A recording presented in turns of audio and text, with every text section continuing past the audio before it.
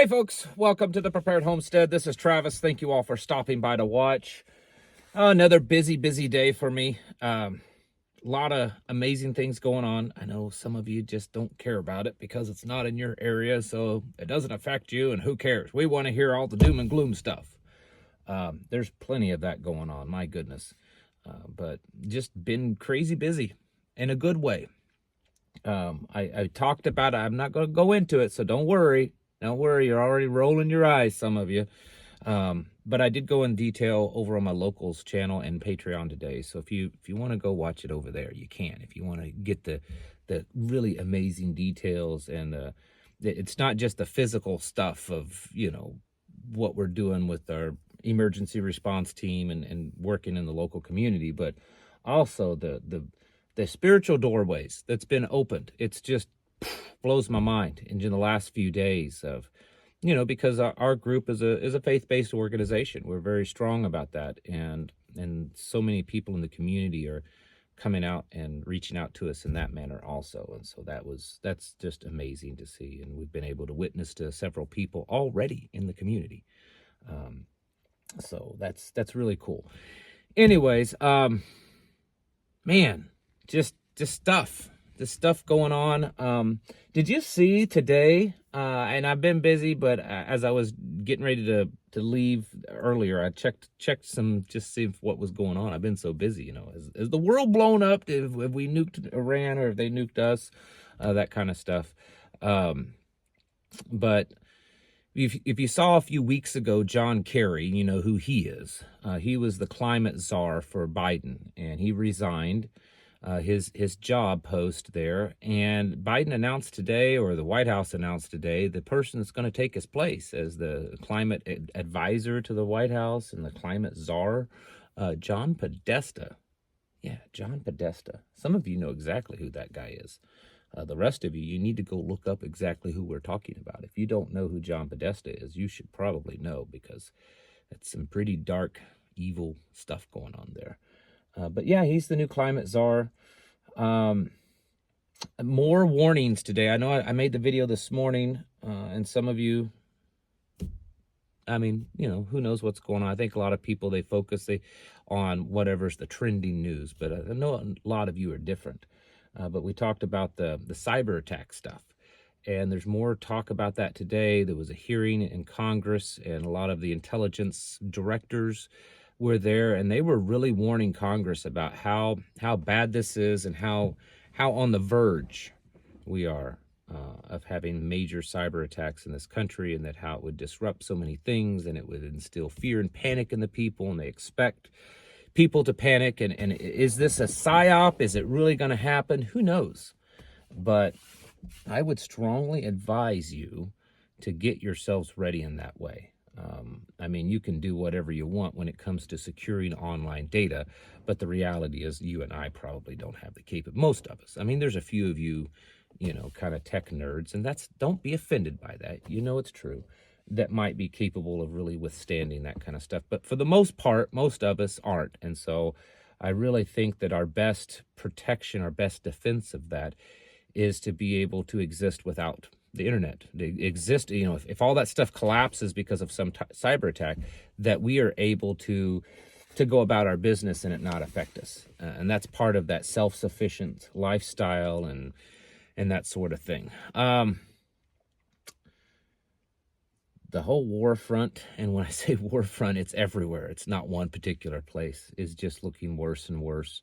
Apparently, a U.S. naval ship over there off the coast of Yemen had to use its last line of defense to take out a missile, meaning that this ballistic missile of whatever it was that was coming at them, that was shot at them from the Houthis in Yemen, made it through their various layers of defense. And so it was the last very thing, as it was getting close to the ship, finally worked and shot it down. And this is what I've been telling you for a while.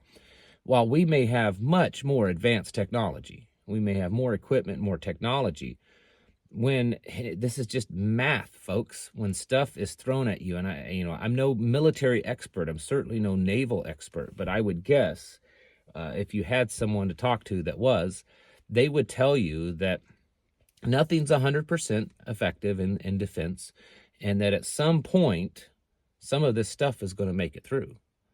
And it's just a matter of time. I mean, they've obviously struck several civilian ships, cargo ships and stuff. At what point will one of these make it through and strike a U.S. ship?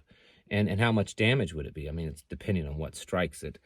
I mean, they made it through the other night and hit an American base and killed 3 American service members. So it is possible that they can do it, even if their technology isn't as great as ours. And as that kind of stuff happens and it increases and you know, more people injured and die and more equipment damage, the more likely that we are going to be greater involvement, our greater involvement in all of this. And it's really the same kind of stuff on the southern border. As things just continue to worsen, there's more video today of what looks to be hundreds of illegals pouring across the California border. It's not just in Texas, folks. It's happening all over the place. And as they keep pouring across, and as there's more and more crime, there was a video, and of course it was in Europe, but it happens here too, of a bunch of illegals there, a bunch of migrants there, beating up a couple of people. They were police officers. That's right. They were police officers, and they just piled on a bunch of police officers and just beat the snot out of them. As more and more of that kind of stuff happens, as more, various crimes and violence happen, the hotter the tensions are on that border, the hotter the tensions are around the country. This is the kind of stuff, this is the world that we live in. And you need to be really preparing. You need to be stocking up. Do you have your defenses, squared away? Do you carry? Do you know how to use it? Do you know how to defend your property? Are you aware when you're going out in public of what's going on around you? Do you have a plan in mind if something happens and you're at the grocery store or Walmart or whatever, or you're in a parking lot somewhere and things happen? Do you know what you're going to do? You better have a plan. I mean, your plan it may not be 100% effective, but it's better than nothing. You better have a plan. Do you have a plan of, when there's some type of attack and it takes out the grid in your area or the water supply in your area, or it does whatever it does and it causes a panic and everyone runs out to the stores and buys everything and potential violence and stuff like that? Do you have a plan for that? Those kind of things can happen very, very rapidly. You may not have a lot of time to react. It may not be, well, if this happens, then I'll go run to the store and I'll stock up on things, and then I'll get back home and then I'll do this. You may not have that kind of time. So do you have a plan for that?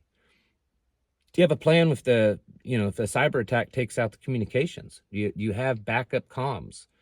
Do you have a way to communicate with your team, your tribe around you? Do you have a way to communicate with your family? What about financial? What if they take out banking system? There was a bank today, a New York bank, that seems to be on the verge of collapse. Looks like we might start into another, maybe some more banks. We saw that last year, where it was just several right in a row. Are we going to see that again? If we do, are we going to see a bank run? We're going to see people panic, a cyber attack that could take out ATMs and debit card systems and stuff? Are you prepared for that, of not being able to access your funds? Do you have a plan for that? Do you know what you're going to do? If you keep all your money in the bank and within minutes or even hours, you can't access it anymore, or you can't access it for a long time, what are you going to do? If your plan is to go withdraw money from the bank and then go buy stuff and then come home, which sounds silly for some of you, but a lot of people, that's the plan. What are you going to do when you can't? Have you thought about that? Have you thought about when you can't go to the grocery store for a while, or you just can't get out for a while because things are that bad? Even if these scenarios aren't long-lived, they could happen very, very quickly and could last weeks or even months. And even though that's not an extremely long period of time, some type of collapse in the manner that I'm speaking of, happening for weeks or months, could do a massive amount of devastation. A lot. And are you prepared for that? Do you have a plan? Because everything that I've just mentioned, and actually several more things, are very likely. They're not these hypothetical scenarios that have a small chance, you know, of ever happening. These are scenarios that have a very likely chance of happening over the next weeks and months. Really, they do. And it's as much as we don't want to admit it because of it just increases our stress. We're really living on the life's edge right now when it comes to things rapidly spiraling out of control and getting worse. But we really do. And that's really where we're at. And even though you're squared away, maybe, hopefully you are the people around you, is your community, just general public? Well, usually the answer is no. And even if you are really squared away and prepared, what's your plan for when, your community, then your neighborhood, your town all falls apart and all loses it and goes into this panic, chaotic, scenario? Are you ready for that? Do you have a plan for that? So something you need to be thinking about, because the way things are looking with so many different things happening all at once, any one of them could happen, or even several of them could happen. And this warning from these intelligence directors today at Congress, they are correct in that, in the sense that they worry that something like this could happen very quickly, and in a very short amount of time, people will just panic. They'll panic, and it's not going to be us sitting back laughing at them because they're stocking up on toilet paper. It's because people, if things got bad enough, if whatever the trigger is serious enough, could buy out entire stores very quickly, or result to violence in the streets. There's a lot of things that could happen. And we better be ready for it. You better be ready for it. You better have a plan of action to react very quickly. That's a big part of preparedness, is being able to react very quickly to a bad situation. Not just having stuff and having a plan, knowing how to use it. It's being able to react quickly, because like in all emergencies, those seconds can be a big factor in how the turnout is. And so your reaction, whether it's seconds or minutes or even hours, could determine the difference in your success and your survival and not. Because there's going to be people that are going to lose it. There's going to be people that are just shell-shocked and not doing anything. And if your plan, if your whatever you're going to do, wherever you're at, is done fairly smoothly and fairly quickly, you might do a whole lot better. Even if you're not ultra super prepared. You better be thinking about this, folks. Kind of playing it out in your head of what you're going to do when things fall apart. Because the way things are looking, we may not be that far away from, things falling apart. Folks, you need to be getting your houses in order. I know, I say it every day. You're tired of me saying it, but it's very true. Get your houses in order. And that means you, your family, and your tribe, your people around you. Because we need to be preparing mentally, physically, and spiritually. Thanks for watching, and I'll catch you in the next video.